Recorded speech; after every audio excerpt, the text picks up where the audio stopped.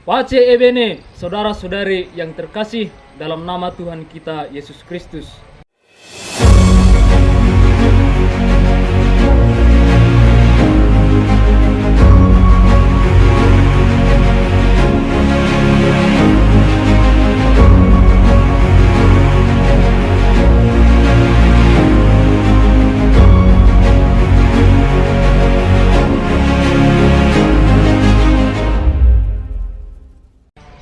Selamat berjumpa kembali pada hari Minggu Prapaskah yang kedua ini. Renungan kita pada hari Minggu ini adalah tentang transfigurasi Yesus. Transfigurasi sebagai permulaan penderitaan dan sukacita salib. Saudara-saudari, peristiwa transfigurasi adalah peristiwa berubahnya figur atau rupa Yesus ke keilahiannya. Perubahan ini menunjukkan kemuliaan, kemurnian, dan juga kedaulatannya dengan Bapa. Bersama Dia juga muncul Musa dan Elia, nabi dalam perjanjian lama. Musa adalah orang yang paling istimewa dan unik karena telah memberikan hukum Allah kepada manusia. Sedangkan Elia, dia adalah salah satu nabi yang melalui dirinya Allah berbicara kepada manusia juga. Mereka tampil dalam peristiwa transfigurasi Yesus di Gunung yang Kudus. Bersamanya ada 3 orang murid, yakni Petrus, Yakobus, dan juga Yohanes saudaranya.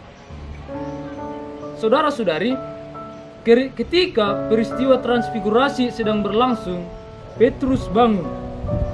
Ia melihat bahwa sesuatu sedang terjadi pada Yesus. Reaksinya yang pertama adalah ingin membangun 3 kemah. Kemah yang pertama adalah untuk Yesus sendiri, kemah yang kedua untuk Musa, dan yang ketiga adalah untuk Nabi Elia. Dari pernyataan Petrus tersebut, tampak bahwa Petrus ingin tinggal dalam kemuliaan dan memperpanjang saat-saat agung tersebut. Ia tidak ingin turun dan mengalami hal-hal yang biasa. Para saudara dan saudari, pastinya perasaan yang dialami oleh Petrus tersebut pernah dialami oleh setiap orang, bahkan kita yang hidup pada zaman sekarang ini. Ada saat-saat keintiman, keheningan, dan juga kedamaian yang kita alami bersama dengan Allah, dan kita selalu ingin tinggal di dalamnya.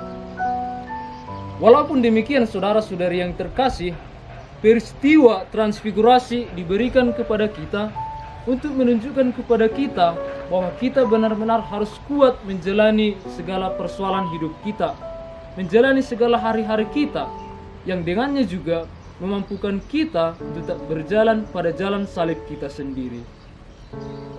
Injil hari ini menyebutkan bahwa Tuhan juga menyela Petrus dengan awan kehadirannya dan dengan suara surgawi berkata, "Inilah anakku yang kukasihi, kepadanya lah aku berkenan, dengarkanlah dia."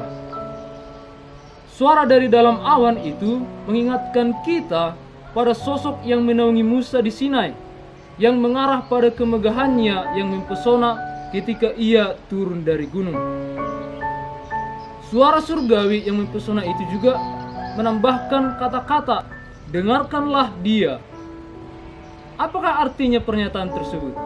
Artinya bahwa Yesus harus ditaati dan juga diikuti, bahkan pada saat menghadapi penderitaan dan jalan salibnya.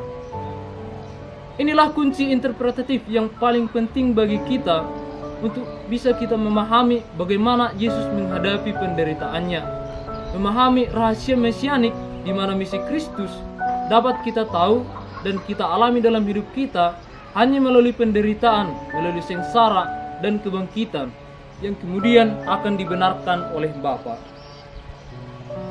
Saudara-saudari, suara dari dalam awan adalah pengukuhan dari Allah, dan bahwa Ia juga mengutus kita masing-masing. Suara ini pun menjadi peneguhan bagi kita untuk tetap setia pada panggilan kita masing-masing, dan juga tentu bersukacita atasnya. Sebagai orang beriman, tentu ada banyak persoalan hidup, ada banyak tantangan yang kadang-kadang membuat kita lemah dan tidak berdaya. ada berbagai rajutan penderitaan juga yang membuat kita kurang bersemangat menjalani hari-hari hidup kita. Pada hari Minggu Prapaskah yang kedua ini, kita diajak untuk belajar dari Yesus bahwa jalan penderitaan adalah batu ujian dan olah kesetiaan atas iman kita.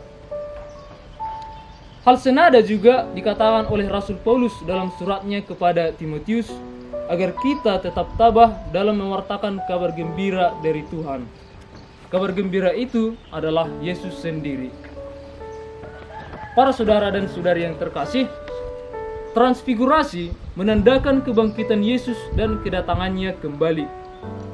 Dalam peristiwa ini, kita juga melihat bahwa ketiga murid, yakni Petrus, Yakobus, dan Yohanes, mendapat hak istimewa untuk melihat kemuliaan Yesus lebih awal.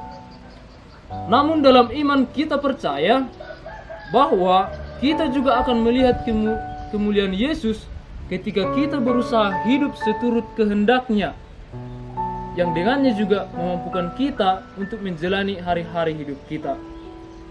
Peristiwa transfigurasi dalam Injil hari ini membuka pikiran dan juga menerangi hati kita bahwa penderitaan, kesusahan, rajutan penderitaan yang kita alami justru membuat kita untuk semakin dekat dengan Allah, menuju hidup yang berkenan kepadanya.